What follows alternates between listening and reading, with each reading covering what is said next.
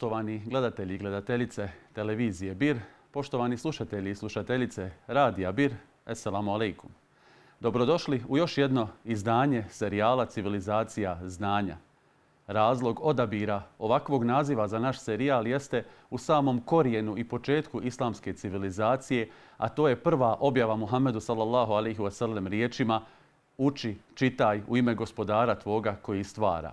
Kroz ovaj serijal prisjećamo se i analiziramo brojna bogatstva iz historije islamske civilizacije, tražimo pouke i poruke iz te historije i uvijek tragamo za načinima kako su muslimani kroz historiju i kako će u budućnosti imati proaktivnu i produktivnu ulogu na korist cijelome čovječanstvu. Iznimno mi je zadovoljstvo da ćemo u ovom malo drugačijem izdanju serijala Civilizacija znanja ugostiti jednog posebnog gosta, a razgovarat ćemo na temu islamskog autoriteta u zapadnoj Evropi. Naš današnji gost je profesor Thijl Sunier, profesor emeritus kulturalne antropologije, religije na Slobodnom, otvorenom ili Vrije univerzitetu u Amsterdamu na katedri Islam u europskim društvima. Kako rekoh, danas se bavimo jednom od ključnih, ali često nedovoljno analiziranih pitanjem islamskog autoriteta u zapadnoevropskom kontekstu. Ja ću na ovome samome početku predstaviti našeg gosta na bosanskom jeziku, a sami tijek razgovora će biti na engleskom jeziku. Naš današnji gost, jedan od najvažnijih europskih istraživača na ovom polju, profesor dr. Thijl Sunier. Njegova najnovija knjiga i na neki način izravni povod našeg razgovora nosi naslov Making Islam Work, Islamic Authority Among Muslims in Western Europe. Dakle, pokretanje islama, islamski autoritet među muslimanima zapadne Europe.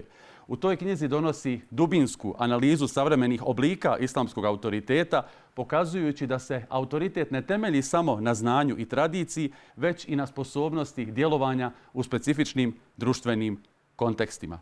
S profesorom Sunierom ćemo razgovarati o institucionalnim i alternativnim oblicima autoriteta, političkoj instrumentalizaciji imama, kao i o izazovima s kojima se suočavaju muslimani u jednom specifičnom kontekstu. Dear Professor Sunier, welcome to Sarajevo and welcome to Media Center of Islamic Community in Bosnia and Herzegovina. Thank you for having me here. Yeah, it's a real pleasure to have this opportunity to have this conversation with you.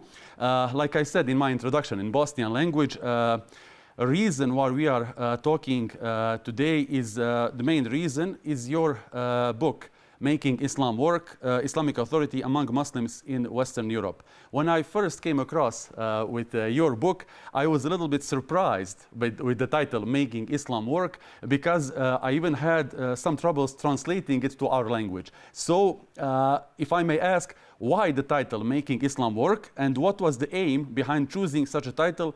And in general, how does it relate to the question of Islamic authority in Western Europe? Well, let me start with a quote from one of my interlocutors, an imam in the city of The Hague in the Netherlands. And we were talking about all kinds of things, including the whole issue of Islamic authority, what that means.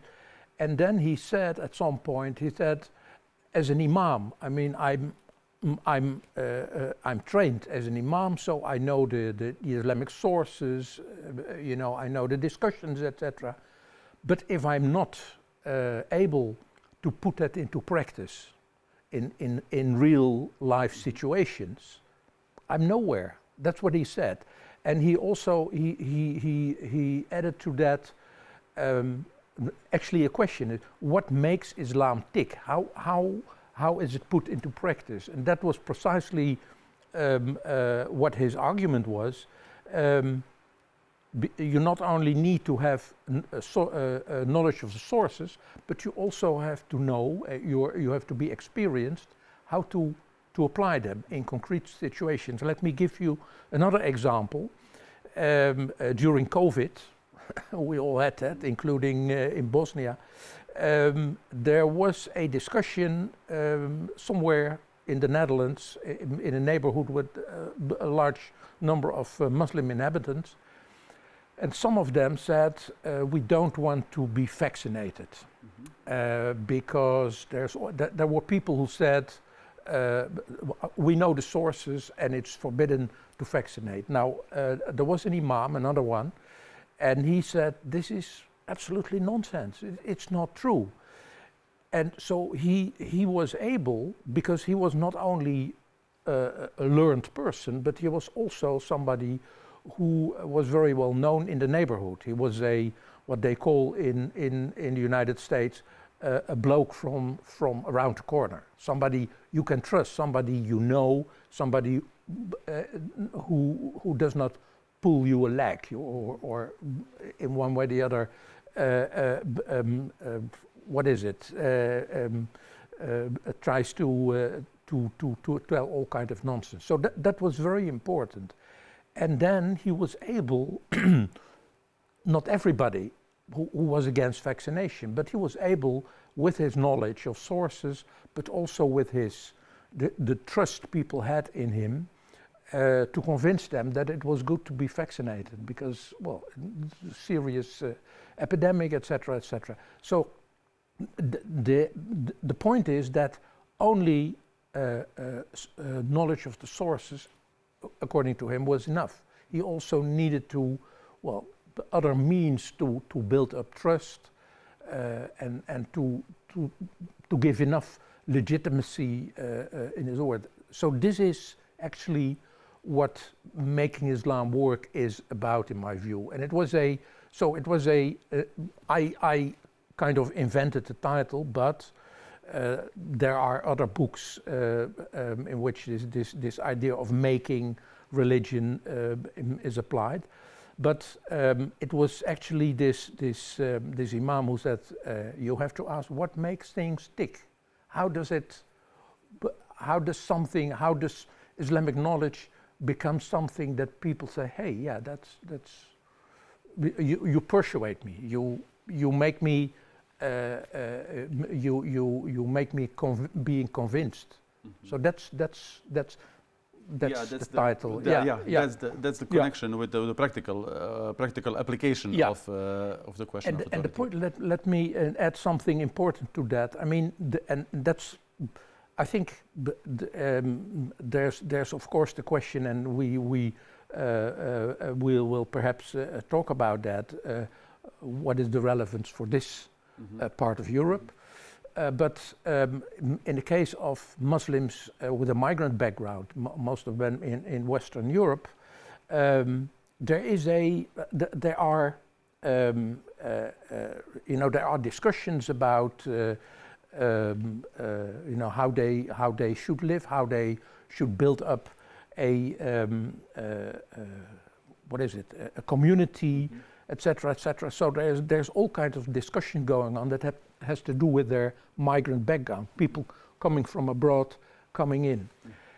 And I would argue, and that was my point during the research I did for this book, there are very specific situations, and these specific situations are different from, for example, situations in countries of origin. Now, what happened in the beginning, there was a need for religious professionals, people who were able to lead prayer, to give sermons, etc., etc., and do the work you do as an imam. In the beginning, imams were kind of mostly from Turkey and Morocco, because that, at least in the Netherlands, that was they were important for a limited number of years. So they were appointed at mosques, and then after 4 years or so, they went back, and then a new one. The problem was these people were very well versed. They were professionals, and they had enough knowledge of the sources. But what they didn't have was knowledge of the situation of especially young Muslims. Now, in the beginning, that was not a problem, because the first generation migrants, they lived pretty much the same way as they did in their country of origin. But what you see with the second and more so with the third generation, they say, well, that's fine. They are profis. That's not a problem. But they don't understand our situation here. So then you see a kind of tension and then it turned out that only people who were really able to understand the situation, and again, to apply religious knowledge to the situation, that they were very much more, legitimate. They were more popular, especially. And what also happened is in some of these mosques where these important imams were, they emptied. Less and less people tend to go there because they said, well, in no way it connects to my situation. This context affects the understanding of Islamic authority, so it changes from generation to the second generation. And it changes also due to all kinds of circumstances. You mentioned this region. You mentioned Bosnia and Herzegovina and maybe some differences as for migrant background or Islamic communities as they are here in Bosnia and the wider region. In this region, we can say probably that Islamic authority is primarily associated with what you call in your book Islamic professionals. It seems to me that this is maybe one of the reasons why the question of Islamic authority is rarely analyzed in this context, in this region. You mentioned in your book that the findings of your book are still relevant for this region. I think, maybe I'm mistaken, you didn't elaborate on this. You didn't, I think, in the book explain why are the findings of your book also relevant for this region. So maybe this is the opportunity to share this. Absolutely. Well, I mean, to be sure, I mean, people like my colleague, a good friend, Ahmed Ali Basic, who works here in Sarajevo, but also other people who work on Muslims in this part of Europe, Eastern Europe, also Poland, the Baltic states, etc. They always, and I'm also chief editor of the Journal of Muslims in Europe, and we always have this kind of discussion that we should not say, well, Muslims in Europe. Like a general term. We should always be careful to understand the specific situation, and that can differ to a large degree. On the other hand, if you say, well, that's the reason why we do not analyze Islamic authority so much, it's also not analyzed in Western Europe, by the way. I mean, when I started to work on this book, I, of course, as a scholar, as an academic, you first start to collect literature and say, well, what is the way it's discussed in the literature? Now, one thing was either it is taken for granted. I mean, there is talking about Islamic authority, but as if everybody understands what it means. That's one. And the other thing is, and I think that's even more important. It's taken for granted, and for that reason, it should not. It is not necessary to make it into a kind of a research topic, something that you, as we say in academia, problematize or put question mark. What is it actually? And so as a matter of fact, it might not be a topic here, but it's also not a big topic in Western Europe as well. So that was the reason why I said, well, I want to explore that, and I really want to see.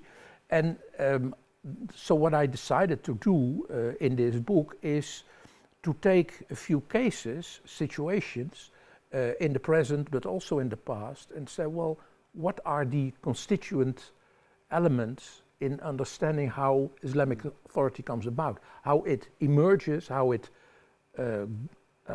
increases, but also how it decreases. Some kind of dynamics. It's a dynamic, and that's the reason why I prefer to turn it into a verb, authority making. And my argument is it's constantly under construction. It's constantly in the making. And another important thing is, it is also contested. I mean, it's, of course, let's say 90% people comply with, they abide by Islamic law, and they do accordingly.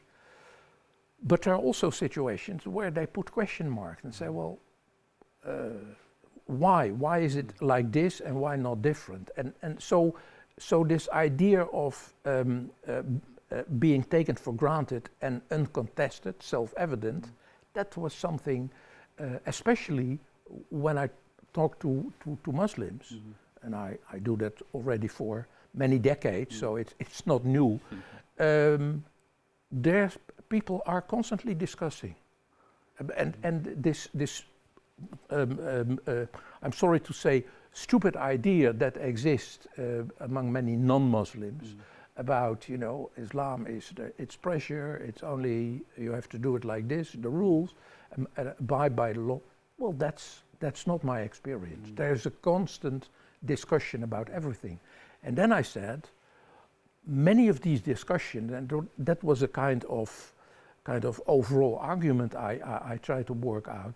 Many of discussions, they shape the way Islam looks like. So my argument is, if you look at how Islam is organized and what kind of discussions take place in any part of the world, I mean not just Europe, then it in many cases comes down to Islamic authority. Discussions about who is entitled to do that, who has the capacity, who has the trust, etc. If I may, I can give you another example. Yeah. When I was appointed professor years ago at my university, we had a faculty of theology and there was a Islamic department there. And the dean of that faculty at that time, he was very eager, you know, to kind of put this Islamic department in limelight. He was a non-Muslim, by the way. And so then he said, well, and I'm sorry, I forgot the name. There is, it's called, I think, the Muslim League of the League of Muslim Universities. It's connected to Azhar in Cairo, and he wanted the Free University to be member of that. And I was appointed, and then the board of the university, of my university, said, well, this is a plan, and we want you to write a kind of an advice whether or not that's a good idea. I thought, well, it's not for me to decide that, but if you ask me, and that's what I wrote in the report, there's nothing wrong with that institute. I mean, people in Western Europe are always afraid, you know, something to do with Islam, then you have to be suspicious. Anyway, I thought there's nothing wrong with that. But what I find important is if you really want a kind of Islamic institute within that faculty of theology that works, and you really, and that was the ambition, to train imams, or at least to give imams to be the kind of necessary knowledge. If you want that, then there is another thing more important than becoming a member of a league, is that these imams are to be trusted, and ask the jama'ah, the different communities what they think, and don't think it's only a matter of knowledge, of Islamic knowledge, but there is much more to that. So again, this was a good example of, you know, the kind of blind spot among many. I think, well, if you see to it that the training, the knowledge is enough, then the rest will come automatically. Well, that's not how it works. Yeah, that's probably what helps the most if we want to explain why this topic is so important. It's especially because too often, like I mentioned before, even here it happens like it's a given. It's a given. Islamic authority is just a given. It's fixed. It's so you don't have to analyze it, but it's much more into it than that. Yeah. In your book, in the section, you mentioned imams, or the imam education in Europe. In your book, in the section on imam education, you argue that this issue is highly politicized. It is. So, without a doubt, with various actors trying to define what a good imam is, and everyone is putting their own standards on how to of legitimacy. and the quality of imam. What is the problem behind this kind of approach to Islamic authority, of this kind of view of imams, good imams or bad imams? Yeah, well, I mean, a discussion about what a good imam entails, that's very good. And this actually takes place, it happens. That's not the point. My argument is that what you see, and again, this is, I would say, maybe more critical or something specific in Western Europe, where the idea is that, you know, Islam is from abroad. It's imported, which is especially in my country, where we once had we ruled over the most populous Muslim country in the world, you know, and then there's something new, of course not. Anyway, the argument is these imams, and that's the argument of governments, and that's not so much an argument between professionals or among Muslims about good or bad imam. That's fine, and as I said, this happens. But then it turns out that many governments in Western Europe have a stake. They really want to, you know, to have imams that can support them or that serve their goals. You know, an imam should serve the integration goals. There are people coming from outside, and the imam should be the kind of person who leads these. That's one. The other one is it should be done according to what I call in the book the domestication, the kind of nationalization of religion, including Islam. It should be part of that. They should do their work according to this kind of national format. And of course, very important in the last, say, 25 years. Is serving the government goals to de-radicalize Muslims. The big issue, you know, first 9/11, and after that, around 2015, when Islamic State was becoming, and many young people would go there, and then government said, imams, you have to control these people, and these imams said, we can't do that. It's not that easy. So what you see is what a colleague of mine in Switzerland once called, they want to have a super imam.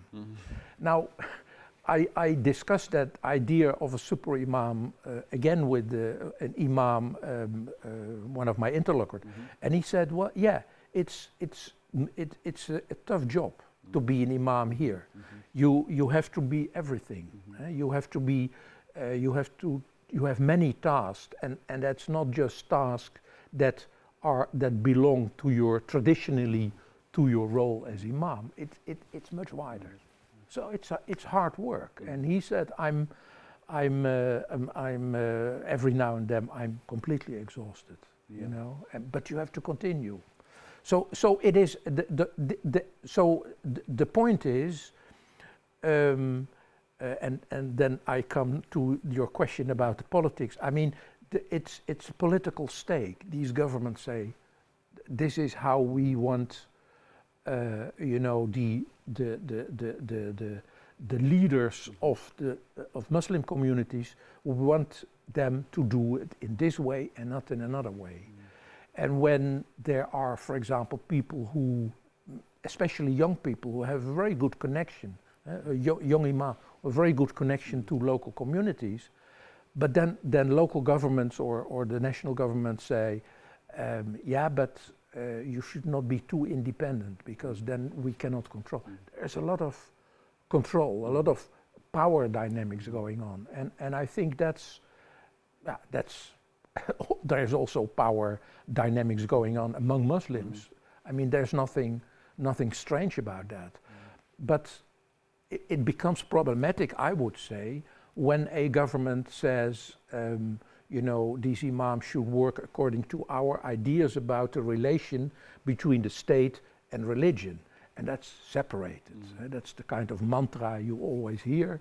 No, religion and politics are separated. But it's these governments, precisely these governments, who violate that and who constantly try to interfere and to, to control what is in the training. What is it?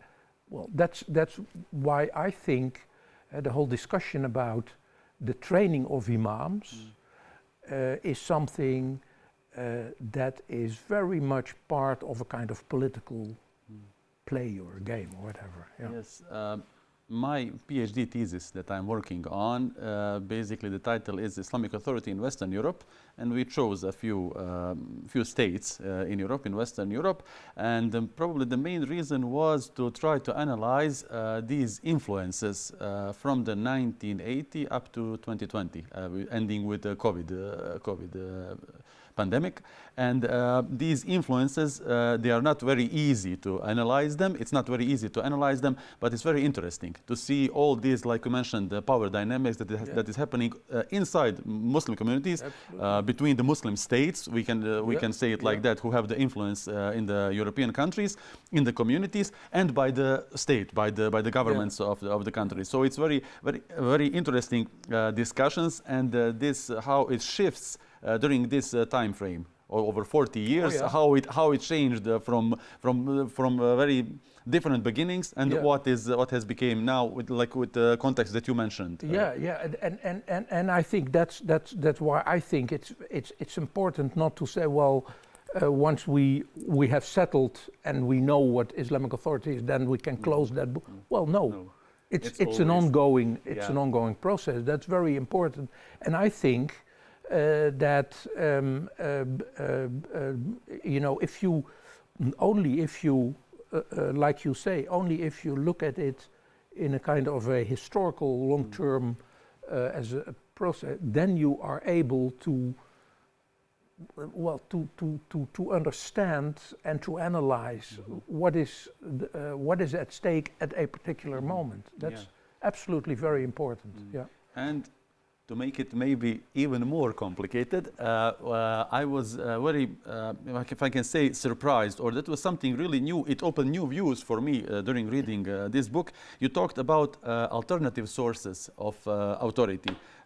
Those kind of sources, too often they receive, even this Islamic authority receives little attention, and this is even smaller amount. These voices are frequently overlooked or marginalized. I found it particularly interesting when you mentioned, for example, sports, training programs, other informal spaces that help shape Islamic authority. Could you a little bit elaborate on this? Well, it's one of my kind of basic premises or assumptions, working hypothesis in this book is that I think we should not underestimate the role of what I call ordinary Muslims. Now, I had an enormous discussion with what is an imam an ordinary Muslim? That, well, yes, also, but so the term ordinary has a kind of but what I mean to say is non-profis. That's precisely the point. Non-professionals, people who are not sometimes know very little about Islam. They are good Muslims, and they know rules, and they know all kind of things, but they are not professionals. Now, well, that's what I call ordinary Muslim. But at the same time, also professionals are everyday Muslims. I mean, in everyday situation, they are fathers, they are, they are employees, they are what have you. Anyway, so the role of ordinary Muslim, that was something that I focused on, especially in that part. And my argument is that this is often ignored, and that's a pity, because I think that there are very interesting things going on. For example, and you mentioned sports. I have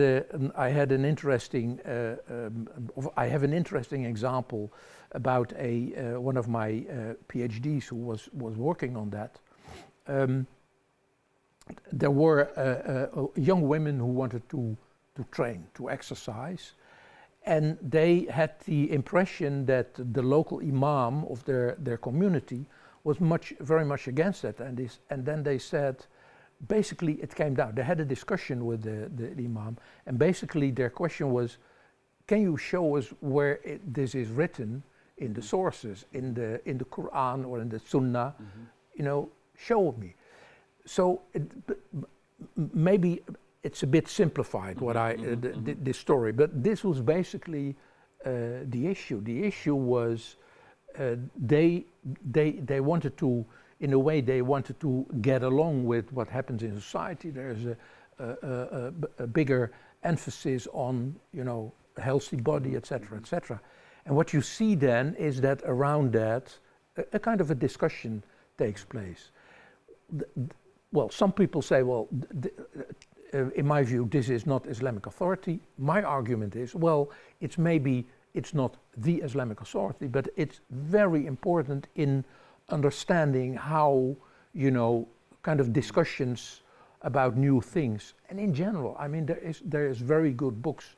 You certainly know them, historical books about, you know, changes.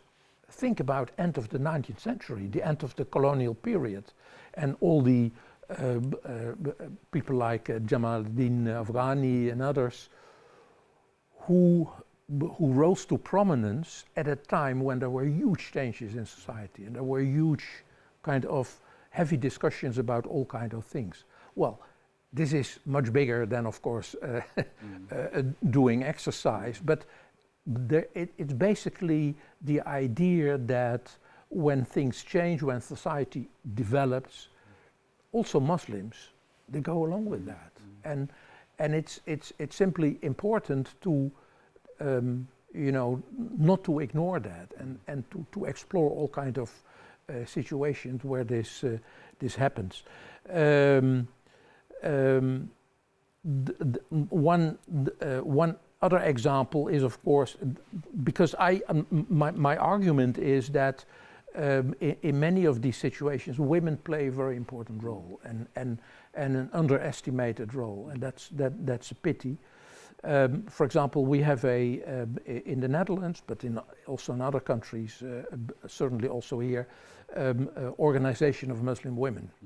And the organization in the Netherlands, they started a long time ago as an organization of, you know, wives of Muslims. So there were Muslims coming in as migrants, and then they married to a Dutch or a French or a Belgian woman, lady, and she converted to Islam, etc. So in the beginning it was about, but in the course of years, this organization was more and more kind of, you know, raising issues, setting agendas. Say, well, we have to discuss this.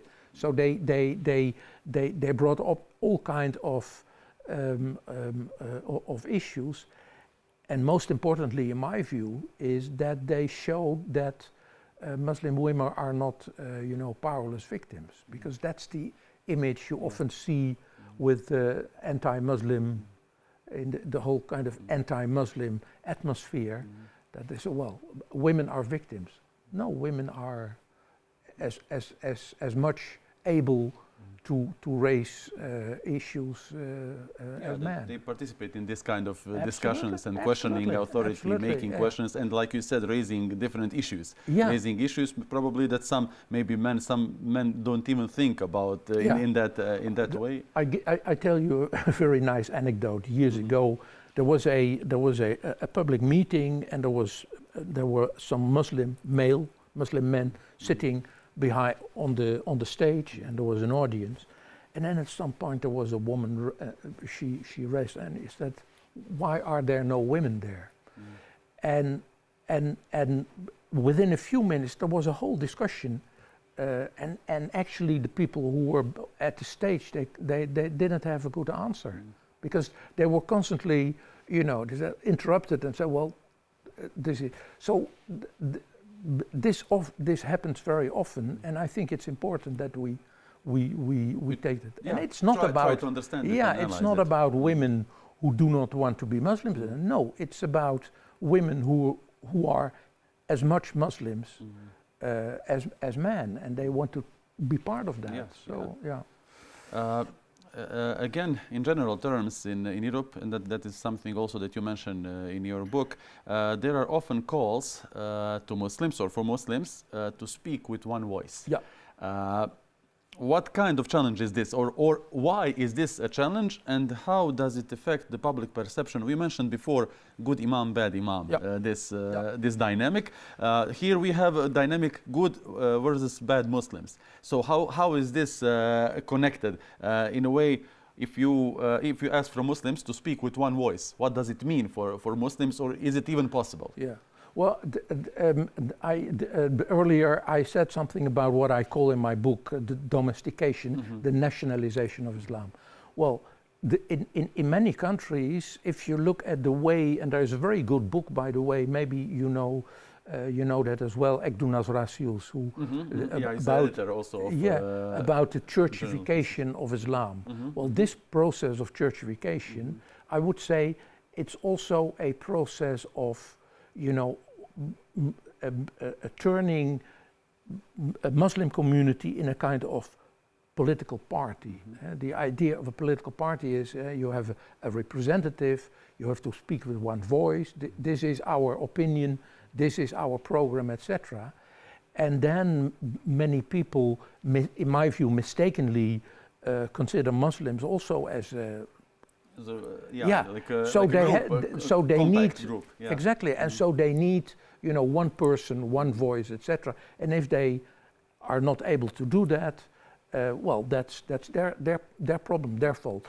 In the Netherlands, we have a law, a long history. I won't bother you with that, but it's about broadcasting, like this one, broadcasting companies, but. If you want to be part of the kind of the national broadcasting system, there are certain conditions, etc., etc. And one of them is that you need a board, and there was this board, and there was constantly a discussion within the board who was in charge, who was the real representative among them. And then the broadcasting, the national broadcasting organization in the Netherlands says, well, if you cannot agree on who is the real representative, you will not get time to broadcast. Well, this is the way in which this idea of speaking with one voice is often brought to the fore. My starting point, as I said before, is among Muslims there are constant discussions about everything, which is very good. I mean, but it should not be. I mean, I would say,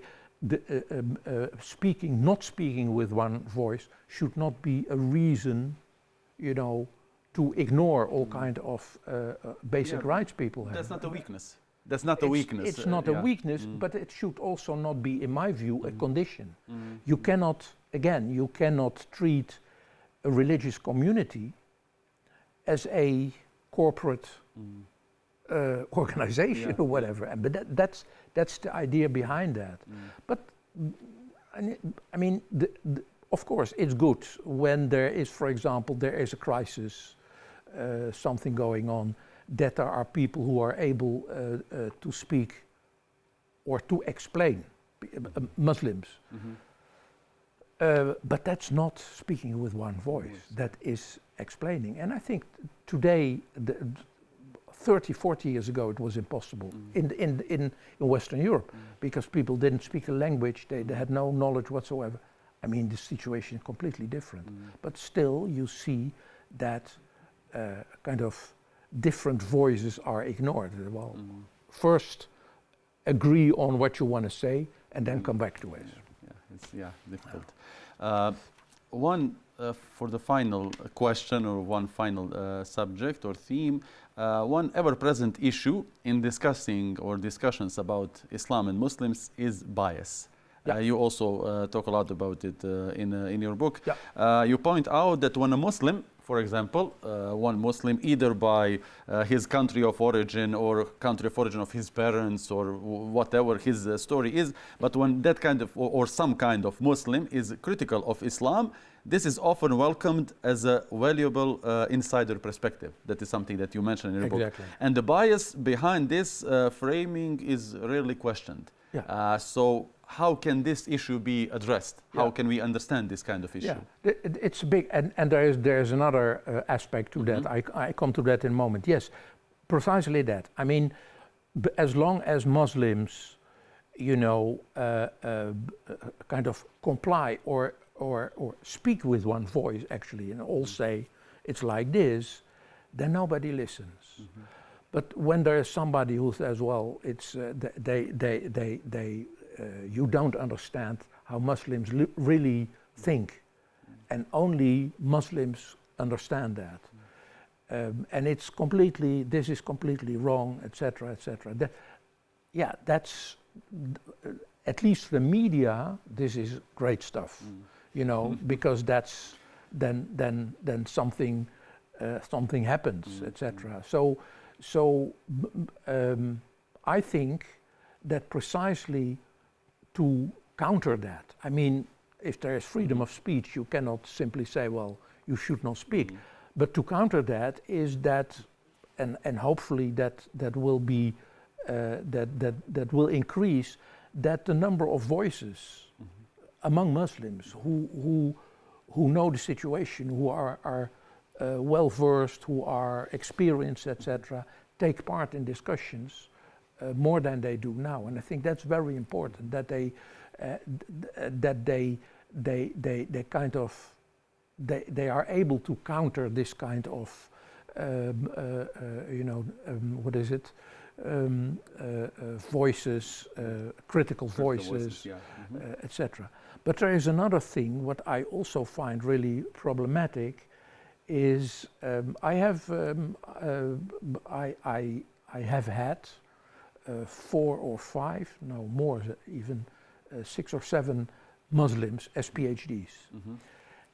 All of them, without any exception, all of them at some point were asked, are you not biased? Because you are researching your own group, you know, and when you research your own group, you